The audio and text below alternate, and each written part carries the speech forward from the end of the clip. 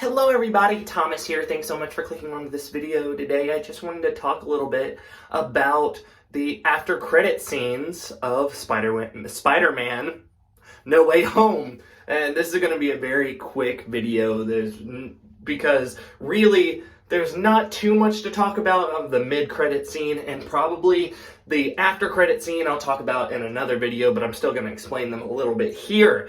Now, if you do end up liking it, make sure to give this video a thumbs up, and if not, please leave in the comments below why you didn't like it. I'd really appreciate it. Make sure to click that subscribe button if you like this video, like past videos, and want to see more in the future. Okay, so if you've seen Spider-Man No Way Home, go ahead and stay on here. But if not, go check it out first. Really, there's not technically any spoilers in the mid-credit scene of this movie for Spider-Man No Way Home. I thought, personally, that Venom was going to have more of a role in this movie, but in fact, he did not. So, in the end of Let There Be Carnage, he popped up in the MCU in No Way Home. And Eddie and Venom are like, we gotta find him, or whatever, at the TV, talking about Peter Parker. Well, they didn't know where Peter Parker was, so at the end, in this mid-credit scene, he goes to the bartender that I guess is probably at the resort that they popped up at in the MCU, because at the end of Venom, they went to basically vacation by themselves, and then they popped up into the MCU version of the same place. So he was talking to the bartender was explaining to him about Thanos, about all the other Avengers and all that kind of stuff, and he's trying to wrap his head around what's going on, and Venom's like, I understand, why aren't you understanding? And he's just asking him over and over, yes, you've already asked that multiple times, that yes, what I'm telling you is the truth.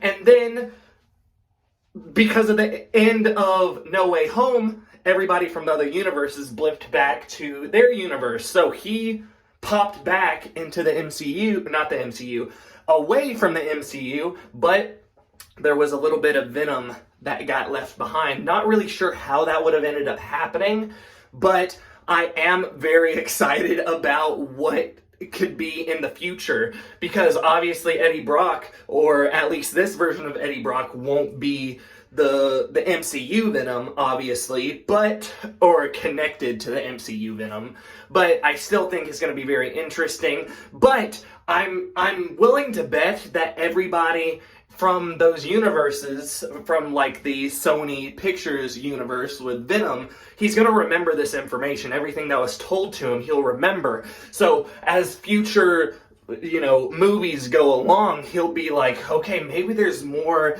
heroes here than I realized, or that I thought there was going to be. And obviously, with Doctor Strange and the Multiverse of Madness, there's going to be a lot of multiverse discussion and happenings throughout that as well. And so now we're going to transition into the after credit scene, which is the first time that I feel like I've seen this happen in an MCU movie. I could be wrong with that, but they showed us basically a huge trailer on Doctor Strange 2, Multiverse of Madness. It shows that Doctor Strange, somehow the multiverse has opened up more, could have something to do with the No Way Home situation, but also could be Wanda opening things as well. And so he goes to see Wanda, and he's like, I need your help. We gotta figure this out, because there's different things just piling up into this universe.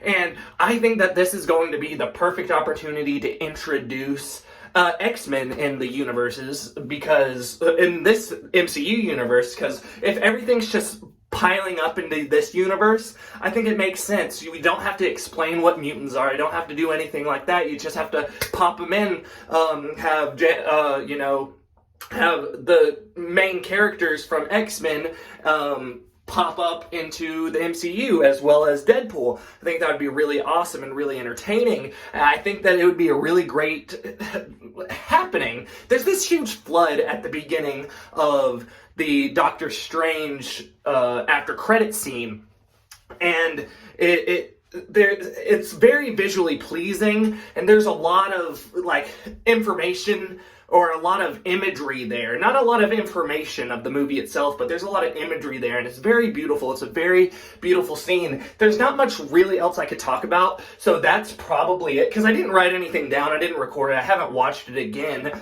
or anything like that. Maybe if I see it again, I'll be able to be a little bit more descriptive. So as of right now, we'll just leave this one video up for both the mid-credit scene as well as the post-credit scene. What did you think about them? Is there any more information that you have on these mid and post-credit scenes? And also, leave it in the comments below if you do have any information about it, or if you want to talk about it just in general. But remember that there may be people here that have not seen No Way Home, so if you put spoilers in the comments, put spoiler warning in the comment and then go a few lines down so that way it's kind of hidden so you could just bring it up. That would be awesome. But thank you so much for watching this video. If you do end up liking it, make sure to give it a good thumbs up, and make sure to click that subscribe button if you like this video, like past videos, and want to see more in the future. Also, I have a LinkTree link down below that goes to my other social media as well as my Spotify. If you don't have Spotify, you have another music streaming platform. Just search up Thomas Hadley and my music will be there. Thank you so much, and I'll see you next time. Goodbye.